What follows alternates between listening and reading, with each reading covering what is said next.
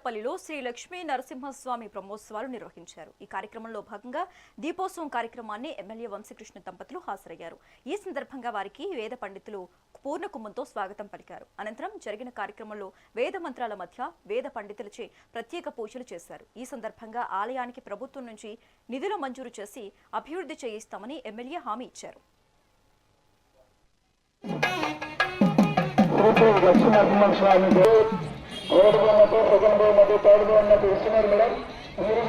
వాళ్ళ పేర్లు తగిలిస్తారు కాబట్టి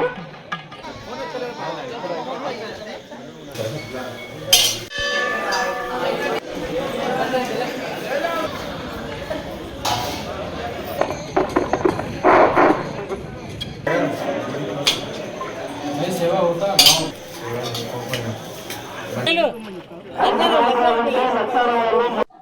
అందరికీ నమస్కారం.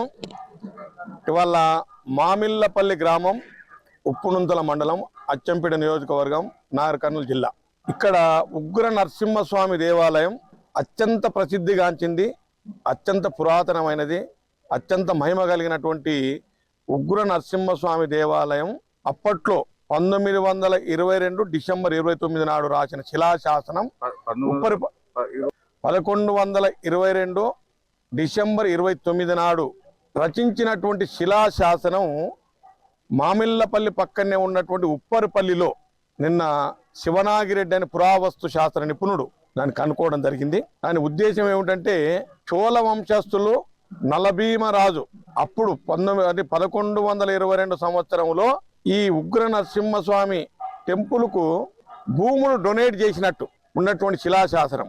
అంటే దాని అర్థం ఏమిటంటే, అంతకన్నా ముందే ఈ నరసింహస్వామి ఆలయం, ఉత్తర ద్వారంలో ఉన్నటువంటి నరసింహస్వామి ఆలయం వెలిచినట్టుగా మరి వాళ్ళు చరిత్ర చెప్తా ఉంది. మరి ఇక్కడ ఎన్నో కొన్ని వందల సంవత్సరాల నుంచి, మరి ఆ లెక్క ప్రకారంగా 900 సంవత్సరాలు, ఇది 900వ సంవత్సరం జరుగుతూ ఉంది. మరి అత్యంత మరి ఈ కట్టడం ఎప్పుడో నిర్మించినట్టు ఈ దేవాలయానికి అంత చరిత్ర కలిగింది. ఈ మామిళ్లపల్లి గ్రామం అగ్రహారం, అంటే బ్రాహ్మణులు నివసించేటువంటి గ్రామాన్ని అగ్రహారం అంటారు. మరి ఇది ఇంకొక మాటలో చెప్పాలంటే, ఉమ్మడి ఆంధ్రప్రదేశ్ రాష్ట్రంలో ఇది 2వ గుడి, నరసింహస్వామి ఆలయం 2వ గుడి. మరి ఇప్పుడు ఉన్నటువంటి యాదాద్రి టెంపుల్ కన్నా పురాతనమైనటువంటి ఎమ్మెల్యే గారు నన్ను చైర్మన్గా నియమించారు. ఒక సంవత్సర కాలంలో గుడిలో ఏం అభివృద్ధి చేయలేకపోయినా భూముల విషయంలో గట్టి పోరాటం చేసినాం. ఎలకపల్లి ఒక 16 షెటర్ల భూమి, 8 షెటర్ కట్టింది, 8 షెటర్ కాల్ ప్లేస్ కూడా దాన్ని స్వాధీనం చేసుకున్నాం. మళ్ళీ 505 సర్వే నెంబర్ల 19 ఎకరాల 13 గుంటల భూమి ఉంది. దాన్ని మొత్తము ఆక్రమించుకొని 150 షెటర్లు, తర్వాత 100 కొద్ది ఇండ్లు ఉన్నాయి. దాన్ని మొత్తం ఈ మధ్యలోనే మార్కింగ్ చేయించడం జరిగింది. స్వాధీనంలోకి రావాలంటే దానికి కొద్దిగా టైం తీసుకుంటుంది. ఈ పర్వతాపుల భూమిలో కూడా 200 ఎకరాల భూములకు వెళ్ళి 100 ఎకరాలు 98 ఎకరాలు పట్టాలకు వేరే వాళ్ళకి అయింది. దాదాపు 82 ఎకరాలు పట్ట క్యాన్సిల్ అయింది.